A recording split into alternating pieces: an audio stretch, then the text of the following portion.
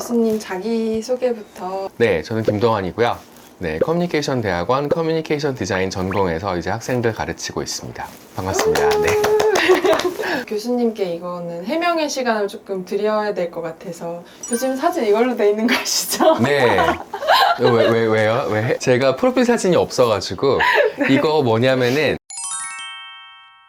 교수님 연구 분야로 HCI, 소셜 컴퓨팅, 컴퓨테이셔널 저널리즘, UX, 서비스 디자인 이렇게 써 있더라고요. 네네. 혹시 더 추가하고 싶은 연구 분야도 있나요? 더 추가요. 사실 HCI나 이제 소셜 컴퓨팅, 뭐 UX 같은 연구를 하다 보면 어느 정도는 프로세스고 뭐 철학이고 접근 방법인 거잖아요. 그러니까 이제 그 와중에 그런 방법론을 적용해서 AI 문제를 풀어보고 싶은 학생들도 있고 예전에는 자율주행차가 또 한참 많았고요. 최근에는 또 메타버스, VR, AR 또 되게 많았고 하니까 어떤 특정한 분야에 이제 좀 국한되기보다는 뭐 다양한 툴과 방법론과 그리고 뭐 접근법, 이론적인 이제 어떤 개념들 같은 거를 다루는 학문이어서 그런지 굉장히 폭은 다양해요. 저랑 최근에 논문 쓰는 학생들 뭐 AI를 쓰고 있고 AI의 어떤 뭐 성능 자체를 다루는 건 아니지만 AI를 어떻게 인간이 써야 되는지 AI와 인간이 협동을 할 때 이제 어떻게 해야 되는지 뭐 VR 상황에서 뭐 펜 교류를 증진시키는 어떤 방법이 있을지 뭐 이런 여러 가지 연구들을 하니까 딱히 어떤 연구에 국한되어 있다기보다는 다양한 연구들을 이제 좀 익숙한 툴을 가지고 한다라고 그렇게 생각하고 있어요. 그래서 그냥 좀 대표적인 관심을 가지실 만한 연구들을 모아서 썼지만 사실 관심사는 훨씬 더 넓어요. 그리고 학력으로는 컴퓨터 공학이나 이렇게 디자인, 미디어를 아우르는 분야를 네. 계속 그렇게 골라서 하신 게 되게 독특하기도 하고 눈에 띄는데 어떻게 네. 해서 이렇게 선택을 하시게 된 거예요? 네, 의도한 건 아니고요. 원래는 컴퓨터가 너무 좋아서 이제 컴퓨터 공학을 공부를 했고 그때 이제 정보 디자인을 같이 복수 전공을 했거든요. 사실 제가 컴퓨터를 게임은 좋아하는데 프로그래밍에 그렇게 소질이 없다는 거를 전공을 하면서 깨달았어요. 아, 내 길은 아니구나. 근데 그 와중에 HCI가 너무 재밌어가지고 프로그래밍만 하는 게 아니라 이게 왜 만들어져야 되는지를 이제 다루다 보니까 아, 그렇지, 이런 게 있어야지라는 생각이 들어서 그때 HCI 교수님께 이제 상담을 많이 드렸었고 그 교수님이 이제 HCI 공부는 원래 대학원에 가서 할 수 있으니까 그렇게 한번 해봐라 라고 해가지고 뭐 군대 갔다 오고 그러면서 이제 HCI로 진학을 하게 됐죠. 그래서 HCI를 진학을 했더니 같이 전공했던 친구들 중에 뭐 소셜 사이언스 한 친구들도 있고 폴로지? 뭐 해가지고 뭐 인류학? 뭐 이런 거 전공한 친구들도 있고 해서 사회과학, 뭐 라이브러리 사이언스, 뭐 공학, 뭐 디자인 계열 전부 다 이제 HCI에서 모여서 이제 융합이 되는 거죠. 그래서 그때 이제 다양한 백그라운드를 가진 이제 친구들과 협업하는 이제 즐거움, 재미 같은 것들을 알게 됐고 어떤 공학인의 아이덴티티가 아니라 인포메이션 아키텍트가 되고 싶었어요. 정보를 설계하는 사람, 빅픽처를 그리고 그 안에 세부적인 내용들을 다른 사람들과 함께 채워갈 수 있는 큰 틀을 만드는 사람이 되고 싶었는데 그래서 이제 직장도 이제 그쪽으로 얻고 저는 그래서 석사를 졸업하고 박사를 바로 진학한 게 아니라 이제 중간에 이제 일을 좀 했어요. 그래서 한 6년, 7년 정도 일한 것 같은데 미국에서 이제 한 2년 정도 일을 했고요. 한국에 들어와서 LG에서 또 이제 한 3, 4년 정도 일을 하면서 이제 또 실무 경험을 쌓다가 그때는 인포메이션 아키텍트, UX 디자이너 이렇게 일을 하다가 너무 인간에 대한 이해가 부족하다는 생각이 들었어요. 아까 그 소개해드렸던 책도 제가 LG에 다니고 있을 때 쓴 거거든요. 그때 진짜요? 석사 때 공부한 것들, 그때 트렌드 같은 것들 파악해가지고 그 책을 쓰다 보니까 너무 얕은 깊이로 책을 쓴다는 느낌이 들어서 좀 더 공부를 해야겠다. 사람을 이해하려면 소셜 사이언스를 배워야 하지 않을까 해서 소셜 사이언스 쪽에 관심이 생겨서 이제 공부를 좀 하고도 있었고 저희 지도 교수님이 HCI를 전공을 하고 서울대학교 언론정보학과에서 이제 교수를 하고 계시는 거예요. 그래서 물어봤어요. 왜 공학 쪽 그 이제 박사 배경을 가지고 소셜 사이언스 쪽 이제 언론정보학과에서 이제 가르치시는지 맞다고 생각하는지 했더니 사실 이제 HCI라고 하는 것들이 기술적인 어떤 그 어드밴스를 이룬 데도 도움이 되겠지만 인간이 이제 기술을 어떻게 사용하고 어떻게 다른 사람들에게 뭐 유용한 정보를 만들어주고 그런 역할을 할 수 있는데 소셜 사이언스라고 HCI가 못 갈 이유가 없다, 역할을 못 할 이유가 없다라고 얘기를 하셨는데 너무 맞는 말인 거예요. 그래서 저도 이제 진학을 이제 하게 됐고 너무 좋았어요. 공부 되게 재밌게 하고 졸업을 할 때 제 포지션이 되게 좀 애매하기도 그러니까 어떻게 보면 되게 그 다양한 관점을 갖고 있어서 좋고 네. 어떻게 보면 하나의 강점이 없으면 아쉽다. 근데 그런데 한참 고민이 되게 많았었거든요. 그러면 어떻게 커리어를 디벨롭을 시켜야 하는가, 어떻게 내 연구 분야를 좀 더 강화할 수 있을까라고 해서 연구한 분야가 이제 컴퓨테이셔널 저널리즘이라고 한 그 분야인 건데 그냥 일반적인 미디어나 언론 쪽 연구를 하는 게 아니라 컴퓨터 기반의 뭐 그때 AI가 그렇게 지금처럼 흥하진 않았지만 뭐 알고리즘이라던가 AI를 기반으로 해서 뭔가 인간에게 기술적으로 정보를 가공하고 유통시키는 과정에서 뭔가 역할을 할 수 있지 않을까 그쪽을 많이 봤었고 원래 이제 정보를 가공하고 뭐 UX적인 관점에서 인간 컴퓨터의 어떤 인터랙션을 공부하고 이런 걸 하다 보니까 또 이제 그런 쪽에 또 관심이 있어 계속 연구를 하게 되고 그러다 보니까 이 학교에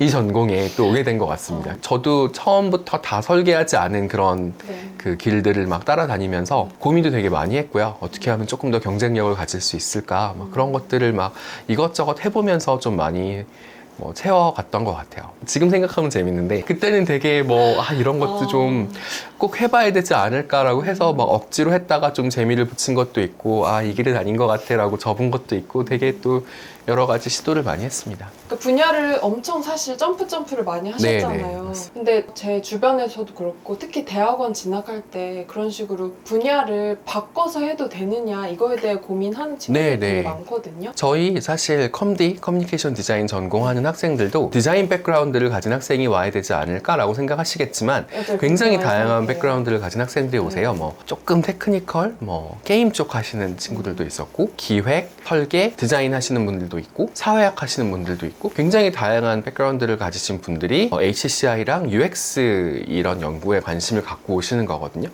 그래서 뭔가 하고 싶은 게 있을 때 그리고 그 하고 싶은 것들을 이루기 위해서 당연히 이렇게 좀 중간에 수순처럼 밟아야 하는 이제 그런 과정들이 있다면 이렇게 두려워하실 필요는 없을 것 같아요. 이제 혼자 하시기 힘들면 주변에 이제 도움을 구할 수 있는 뭐 사람, 기관, 학교라던가 뭐 아니면은 요새 유튜브, 무크 뭐 이런 온라인 뭐 교육들 되게 또 많이 있고 무크는 뭐예요? 뭐 매시브 온라인 뭐 해가지고 대규모 수업들 뭐 하버드나 스탠포드 수업들을 이제 온라인으로 들을 수 있잖아요. 그런 것들 통해서 뭐 전 세계 유수의 대학들 수업들도 들어볼 수 있고 하니까 요새는 굉장히 기회가 많고 접근성도 굉장히 높아져서 이제는 한번 시도해보고 빨리 깨달으면 되죠. 아니면 이게 아니구나. 네.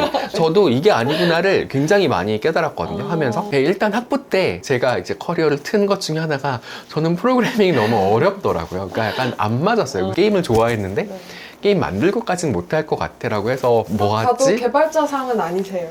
네. 뭐 이 칭찬인가? 네. 뭐 그래서 그때 큰 깨달음을 얻고 마침 또 막 군대도 가야 되고 해가지고 그래 그러면 터닝 포인트를 세워보자라고 했던 건데 이제 그런 것들이 계속 쌓이니까 지나고 보면 되게 이렇게 보기 좋잖아요. 뭔가 여러 분야를 아우르는 뭔가 굉장히 폭넓은 이런 것들이 그때는 그냥 이제 한 번쯤 틀어볼까 해서 이제 시도해본 것들인 건데 이제 돌아보면 그리고 언젠가는 길을 찾을 테니까 이제 찾고 보면 정석은 아니었을 수 있지만 그래도 이 길 속에서 깨달음은 많이 있었어 라고 할 수 있는 게 되는 것 같아요. 그래서 새로운 거 시도해 보시는 거 항상 추천하고 옆에서 도와드리려고 또 노력 많이 하고 있죠. 특히 또 저희과는 또 새로운 거 뭔가 그러니까요. 새로운 분야 하는 거에 대해서 교수님들이 절대 말리지 않으시죠. 네, 말리지 않습니다. 네, 해보라고 장려하죠. 네.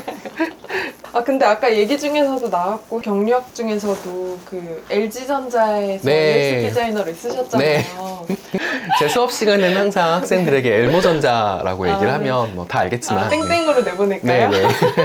다 애정이 있어서 하는 얘기고요. 네네. 지금은 없어진 부서에 몸을 담고 있었습니다. 음. 네, 핸드폰 부서에 있었고요. 그때만 해도 핸드폰이 이제 모든 이제 정보의 뭐 허브이자 LG의 모든 가전을 묶어줄 수 있는 구세주 같은 느낌으로 저 혼자 생각하고 입사를 했거든요. 제가 원래 정보의 어떤 융합, 허브 이런 걸 만드는 스마트홈 같은 거에 관심이 많아서 지금 스마트홈을 되게 잘하더라고요, LG가. 그래서 지금 입사를 했어야 했나 싶긴 하지만 네, 어쨌든 그런 꿈을 안고 핸드폰에 입사했었는데 스마트폰이 지금은 좀 쉽다고 느끼실 수 있지만 처음 나왔을 땐 되게 어려웠거든요. 모든 경험들이 우리가 그냥 스마트폰이라고 부르는 하나의 기기 안에 굉장히 여러 가지 경험들을 다 이렇게 압축시켜 놓은 거거든요. 너무 고려할 게 많아가지고 진짜 이제 UX를 만든다는 게 뭔가 이런 것들을 좀 많이 배우면서 그때 되게 많이 재밌게 일을 했었고 그런 경험들이 이제 박사할 때나 아니면은 지금 와서 뭔가 프로젝트 같은 거 할 때나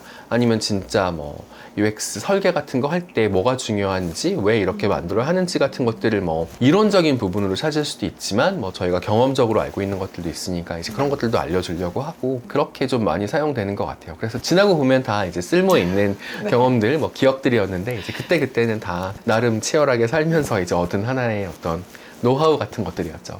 그리고 지나고 나면 다 미화되잖아요. 그니까요. 그죠? 그때 힘들었는데. 네. 제가 교수님이 저희 연대에서 수업 뭐 하셨는지 네. 쭉 찾아봤는데 HCI 연구 방법론, 소셜 컴퓨팅, 파이썬을 이용한 소셜 데이터 분석, 대화형 인공지능 디자인, 인트로덕션 투 프로그래밍, 인공지능을 위한 UX 디자인, UX 디자인을 위한 인공지능, 데이터 시각. 네, 맞네요. 이 많은 수업 중에 내 수업이지만 이건 진짜 네. 강추한다. 하나만 꼽아보자면 전필, 전선 이런 거 떠나서 어렵네요. 개인적으로 애정하는 수업은 HCI 연구 방법론 수업과 소셜 컴퓨팅 수업이고요. 현재 수업 중인 거 일부러 꼽으신 거 아닌가요? 이게 살아남은 거죠. 저의 어떤 까다로운 조건들을 거쳐서 남긴 거죠. 이것들을 남겨야겠다. 이 많은 것 중에 살아남았다는 네. 것 자체가 일단 이렇게 포장하니까 참 듣기 좋네요.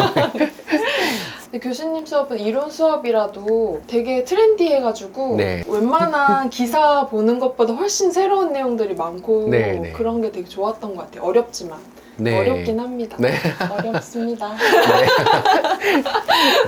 어렵지만 되게 도움이 된다. 그리고 프로젝트까지 하니까. 네, 네. 그렇군요. 네. 어렵군요. 네. 제가 커뮤니케이션 디자인 전공에서 이제 수업을 한 지 한 2년 된 거거든요. 아직까지도 이제 학생들에게 계속 물어봐요. 어땠냐, 뭐, 얼마나 어려웠는지, 뭐, 재밌었는지, 뭐, 어땠는지, 그러면서 아직도 저는 수업을 좀 만들어 가고 있거든요. 그래서 HCI 그 연구 방법론 수업만 해도 지금 2번 했는데 첫 번째 했던 때랑 좀 다르게 해보려고 노력을 했고요. 요번에 이제 받은 이제 피드백을 가지고 3번째 수업은 조금 더 다르게 해보려고 하는데 기술은 계속 발전하고 있고 또 학생들도 계속 바뀌고 학생들의 관심사도 계속 바뀌니까 어떻게 보면 수업도 계속 바뀌어야 되는 게 맞는 것 같아요. 그래서 조금 그들의 관심사에 맞추어서 그들이 관심사 가지고 있는 것들을 잘 펼쳐낼 수 있게 그 백그라운드를 조금씩 다르게 해서 알려주고 뭐 가르침의 방법을 좀 달리 해보는 게 좋지 않을까 뭐 그 생각은 하고 있습니다. 조금씩 계속 바꾸고 있어요. 학생 입장에서는 정 교수님하고 김도환 교수님이 그런 스타일이 다른 게 너무 네. 좋은 것 같아요. 정 교수님 되게 클래식하고 네. 막 고문서도 많이 읽고 그런 완전 기본에서 이제 인사이트를 얻는다면은 교수님 수업은 진짜 완전 트렌디해요. 네. 새로운 걸 항상 접하고 새로운 거 이제 알아보게 하시고 하니까 네, 네. 그 밸런스가 되게 좋지 않나. 네. 그렇게 생각해 주셔서 너무 감사하네요. 근데 둘 다 어렵고 힘들다. 만만하지 네. 않다. 사실 좀, 네. 수업이 조금 어려워야, 네. 네, 또 맞아요. 이제 또 산도 이제 올라가는 이제 그런 맞아요. 전 어차피 등산의 졸업했으니까 기쁨이 있잖아요. 더 네. 어렵게 해주세요. 더 아, 네. 확실히.